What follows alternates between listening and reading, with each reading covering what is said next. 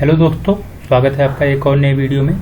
जैसा कि आप सबको पता ही है कि हमारा जो टीजीटी सोशल साइंस को लेकर के हमारा एक प्रैक्टिस सीरीज चल रहा है, जिसमें हमने ऑलरेडी 6 वीडियो में पर वीडियो 25 क्वेश्चन हमने कंप्लीट कर लिया है।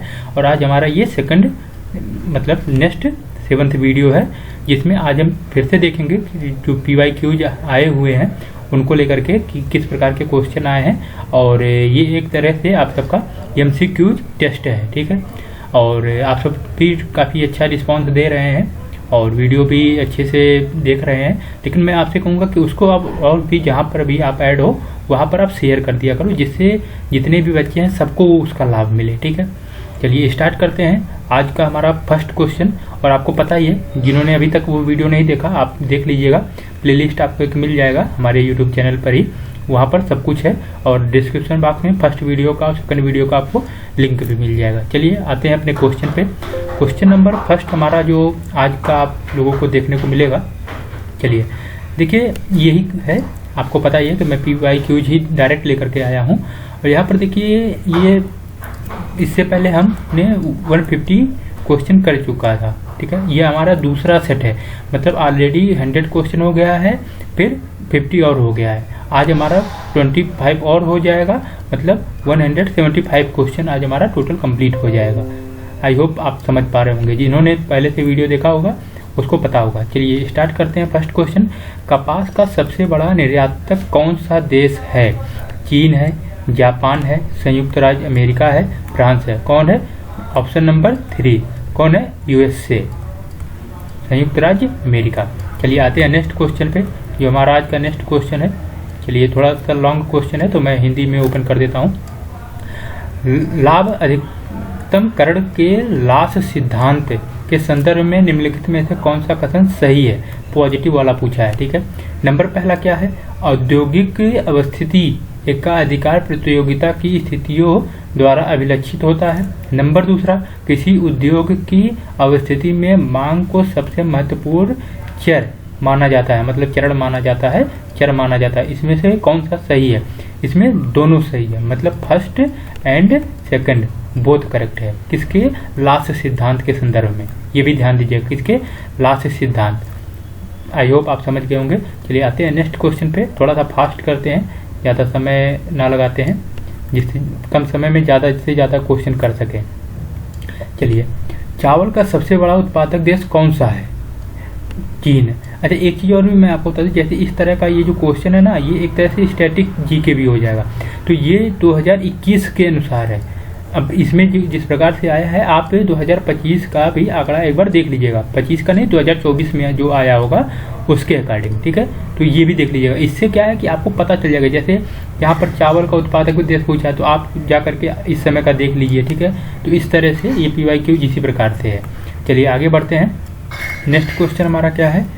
नेक्स्ट क्वेश्चन है, भारत की निम्नलिखित में से कौन सी रेशे वाली फसल काली मिट्टी पर उगाई जाती है? कौन? जूट उगाया जाता है, या भांग, या कपास, या अलसी? कौन सा? कपास, ऑप्शन नंबर 3 कपास जो है वो काली मिट्टी पर उगाई जाती है। आई होप समझ गए होंगे। चलिए नेक्स्ट क्वेश्चन पर आते हैं। क्वेश्चन नंबर नेक्स्ट हमारा क्या है? एक मिनट,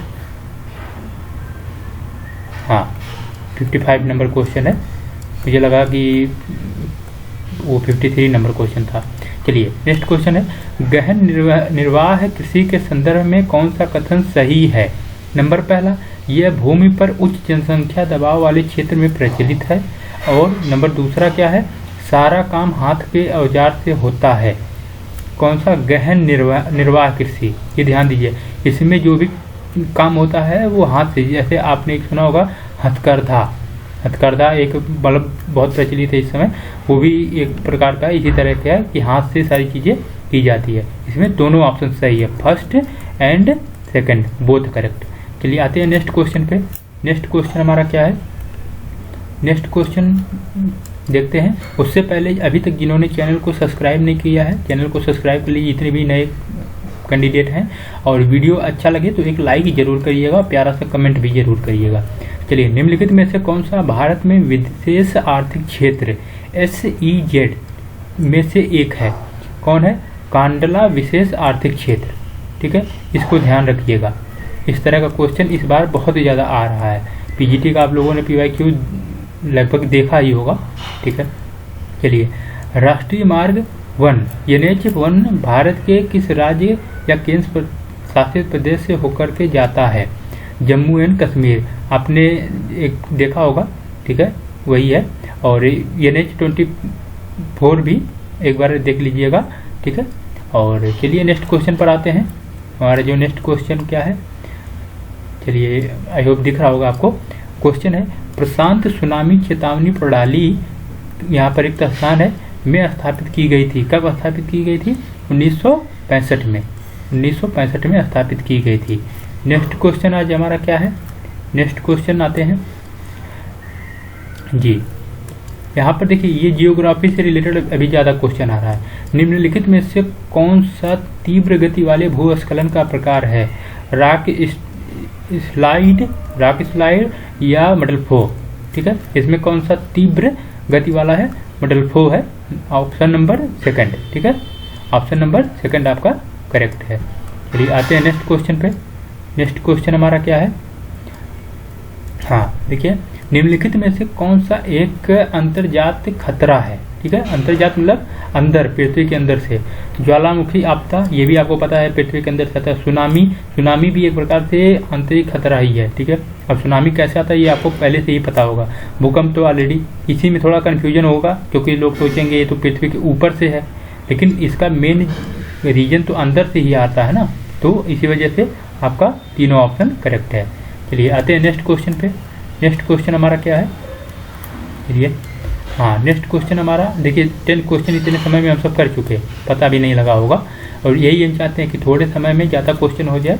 मैक्सिमम 20 मिनट में 25 क्वेश्चन, मैक्सिमम मतलब इतना, मैक्सिमम मैं आपको बता रहा हूँ।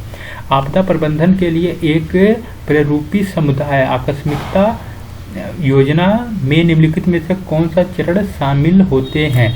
नंबर पहला, प्रारंभिक जागरूकता और घनिष्ठता निर्माण। नंबर दूसरा, समुदाय की रूपरेखा और रेखांकित करना। नंबर तीसरा, कार्यबलों का क्षमता निर्माण। इसमें तीनों आपके होते हैं। अच्छा देखिए, मैं आप सभी को यहाँ पर बोल करके समझा भी रहा हूँ, इस वजह से कम 5 मिनट एक्स्ट्रा लग जाता है, ठीक है। तो आप 20 मिनट में यदि 25 क्वेश्चन कर रहे हैं यहाँ पर, तो आप वहाँ पर 15 मिनट में कर सकते हैं। और इतना यदि आप कर लिए तो फिर आप समझ लीजिए काफ़ी अच्छा कर ले जाएंगे, ठीक है। क्योंकि ये एक टाइम मैनेजमेंट का भी यहाँ पर देखा जा रहा है। चलिए नेक्स्ट क्वेश्चन पर आते हैं। नेक्स्ट क्वेश्चन हमारा क्या है कि एक ग्रामीण क्षेत्र में किस प्रकार की बेरोजगारी विद्यमान है? मौसमी बेरोजगारी या शिक्षित बेरोजगारी? यहाँ पर मौसमी बेरोजगारी है। अब कैसे कि ग्रामीण में आपने देखा होगा कि मौसम के अकॉर्डिंग कृषि भी होती है, सब कुछ उसी के अकॉर्डिंग होता है, ठीक है। शिक्षित वालों को ज़्यादा समस्या नहीं है, वहाँ से आप वो सब आकर के अपना रोजगार कर ले रहे हैं, ठीक है। उनका ऐसा नहीं है कि बरसात का है तो नहीं करेंगे या ठंडक का, लेकिन कृषि से रिलेटेड ग्रामीण तो कृषि से रिलेटेड ज़्यादा है, तो वहाँ पर इसी वजह से मौसमी बेरोजगारी ज़्यादा है, ठीक है। चलिए नेक्स्ट क्वेश्चन पर आते हैं। क्वेश्चन नंबर 63 क्या है? संधारणीय कृषि निम्नलिखित में से किस लक्ष्य को एकीकृत करती है? पर्यावरणीय स्वास्थ्य, आर्थिक लाभप्रदता, ठीक है। इसमें दोनों क्या है? दोनों आपका आंसर है, ऑप्शन नंबर 3, ठीक है। चलिए कौन सा है ये ध्यान दे लीजिएगा, ठीक है, ये बहुत इंपॉर्टेंट क्वेश्चन है। चलिए आगे बढ़ते हैं जी। आर्थिक विकास को प्रभावित करने वाला लाभहीन कारण है, लाभहीन मतलब निगेटिव, ठीक है, कारण है उद्यमिता, ठीक है। लाभहीन कारण है उद्यमिता, कृषि का मशीनीकरण, पूंजी निर्माण, बाजार अपूर्णता, ये सब नहीं है, उद्यमिता है, ठीक है। चलिए नेक्स्ट क्वेश्चन पर आते हैं। Next question number 65। मैं आपको बता दूं एक बार फिर से, ये 2021 में जितना आपका क्वेश्चन आया हो, मेल हो या फीमेल, सबका इसमें PYQ है, ठीक है। और ये बहुत इंपॉर्टेंट है, मतलब आप ये समझ लीजिए इतने क्वेश्चन का आप पूछते हैं ना कि इतना क्वेश्चन कहाँ से आया, यही देखिए मैं लेकर आया हूँ आपके लिए। स्वतंत्रता के समय भारतीय अर्थव्यवस्था की निम्नलिखित में से कौन सी विशेषता सही है? ठीक है, नंबर पहला भारतीय अर्थव्यवस्था एक आश्रित अर्थव्यवस्था थी। स्वतंत्रता के समय का पूछा, ये ध्यान दीजिए, आश्रित अर्थव्यवस्था थी, ये सही बात है। ठीक है। नंबर दूसरा, इसमें उपनिवेशवाद और साम्राज्यवाद के सभी निशान थे, ये भी आपको पता है, ये भी सही है। कृषि अति संकुलित थी, ये भी सही बात है, किसी में बहुत कम ही लोगों को मतलब दिया जाता था और बाहरी लोगों को हस्तक्षेप नहीं करने दिया जाता था पहले। ठीक है, ये मतलब इसमें तीनों ऑप्शन आपका सही है। चलिए नेक्स्ट क्वेश्चन पर आते हैं। क्वेश्चन नंबर नेक्स्ट क्या है हमारा, प्राथमिक क्षेत्र में यहाँ रिक्त स्थान है कि जैसे आर्थिक क्रियाकलाप शामिल होते हैं, वानिकी, खनन, इसमें दोनों आपका आता है। ठीक है, ऑप्शन नंबर 3, मतलब वानिकी भी आती है और खनन भी आता है प्राथमिक क्षेत्र में। चलिए नेक्स्ट क्वेश्चन पर आते हैं। नेक्स्ट क्वेश्चन हमारा क्या है, नेक्स्ट क्वेश्चन है, वह ब्याज दर जिस पर केंद्रीय बैंक वाणिज्य बैंकों को अग्रिम देता है, ठीक है, उसे क्या कहते हैं, बैंक दर। ठीक है, उसे हम क्या कहते हैं, बैंक दर। ठीक है, चलिए आगे बढ़ते हैं। नेक्स्ट क्वेश्चन हमारा क्या है, नेक्स्ट क्वेश्चन पर आते हैं। क्वेश्चन नंबर आज का हमारा 80 नंबर क्वेश्चन है, निम्नलिखित में से कौन सी क्रेडिट नियंत्रण की गुणात्मक लिखता है, किसका क्रेडिट नियंत्रण की गुणात्मक लिखता है, कौन, चयनात्मक क्रेडिट नियंत्रण। ठीक है, ये नकदी नहीं, सीमांत नहीं, खुला बाजार परिचालन नहीं। ठीक है, इसमें चयनात्मक क्रेडिट नियंत्रण। ठीक है, चलिए आते हैं नेक्स्ट क्वेश्चन पे। नेक्स्ट क्वेश्चन क्या है, रिक्त स्थान के अलावा दिए गए सभी बैंक सार्वजनिक बैंक क्षेत्र हैं, यस बैंक। ठीक है, के अलावा मतलब ये तीनों जो हैं ये आपके सार्वजनिक बैंक है। ये तो आपने मतलब एक कॉमन सेंस से, ये एक बैंक बहुत कम ही लोगों को पता होगा, ठीक है, इसके बारे में। लेकिन ये पंजाब या सिंध, ठीक है, बैंक, पंजाब मतलब सिंध भी थोड़ा कम सुने होंगे, लेकिन पंजाब बैंक बहुत ज़्यादा सुने होंगे, बैंक ऑफ इंडिया भी, इंडियन बैंक भी, ये सारी चीज़ें प्रचलित है। ठीक है, चलिए नेक्स्ट क्वेश्चन पर आते हैं। आज का हमारा 20 नंबर क्वेश्चन, इसके बाद 5 क्वेश्चन और करते हैं। ट्रेजरी बिल के संदर्भ में निम्नलिखित में से कौन सा सही कथन सही है, किसके, ट्रेजरी बिल के। नंबर पहला, भारतीय केंद्र सरकार का दीर्घकालीन उधार ग्रहण साधन है ट्रेजरी बिल। नंबर दूसरा, वे 1 वर्ष से भी कम समय से परिपक्व हो जाते हैं। नंबर तीसरा, वे भारत के वाणिज्यिक बैंकों के माध्यम से जारी की जाती है। इसमें ऑप्शन नंबर केवल 2 सही है। ठीक है, मतलब इसमें ऑप्शन ये कथन नंबर 2, ऑप्शन नंबर 3 सही है, कथन नंबर 2, वे 1 ही वर्ष से कम समय में, ठीक है, परिपक्व हो जाता है ट्रेजरी बिल, ठीक है, के अनुसार।